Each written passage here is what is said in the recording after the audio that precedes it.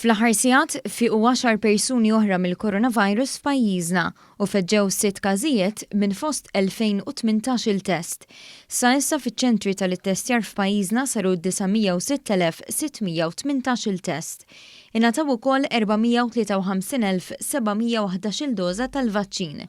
Minnhom 296,548 persuna huma Imlaqqma bl-ewwel doża, filwaqt li 164,113 persuna huma kompletament Imlaqqma kontra l-coronavirus. Intant għal 14 jum konsekuttiv ma ġew irreġistrati l-ebda mwiet brabta mal-COVID-19. Fil-bulletin mediku ta' kull nhar tal-ġimgħa, is-Supretendent tas-Saħħa Pubblika, il-Professur Charmaine Gauci, fakret li kull min għandu aktar minn 16-il sena jista' jirreġistra biex jieħu l-vaċċin kontra l-coronavirus.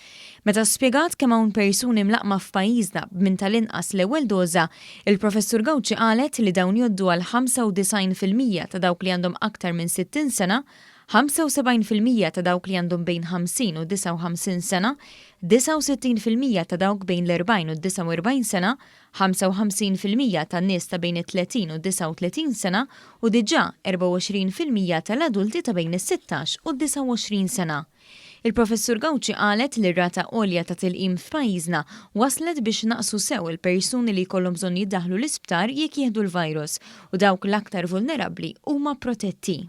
Jekk tħares lejlatijiet dejjem niżlin l-isfel, infatti fakkarkom bħalma rajtu kull coverage, allura hemmhekk qed tipproteġi lil persuni li huma ta' età iktar avanzata, infatti ma kellna l-ebda każijiet ta' persuni din il-ġimgħa il fuq minn 45 sena. U l-majority tal-cases li għandna huma ta' età bejn 35 u 44 years. Dan l-impatt pożittiv qed jinħassu wkoll fejn jitlu l-imwiet, hekk kif din il-ġimgħa ħadd ma tilef ħajtu minħabba l-coronavirus f'pajjiżna. Tara kemm vera t-tilqima tkun qiegħda tipproteġi kemm mill-każijiet kif ukoll mill-komplikazzjonijiet in-nies li jidħlu l-isptar imma anke wkoll impatt qawwi fuq l-imwiet li jkollna. Il-Professur Gauci qalet ukoll li għat-tielet ġimgħa konsekuttiva ma ġew irreġistrati l-ebda każijiet fid-djar tal-anzjani. Hija fakret li mit-tnejn li ġej se jiġu rilaxxati numru ta' miżuri oħra, fosthom il-ftuħ mill-ġdid tal-pixxini, tal-gyms, iċ-ċentri ta' matul il-jum tal-anzjani u persuni b'diżabilità u t-taħriġ tal-isport. Ir-ristoranti se jkunu jistgħu jibqgħu miftuħin sa nofs il-lejl.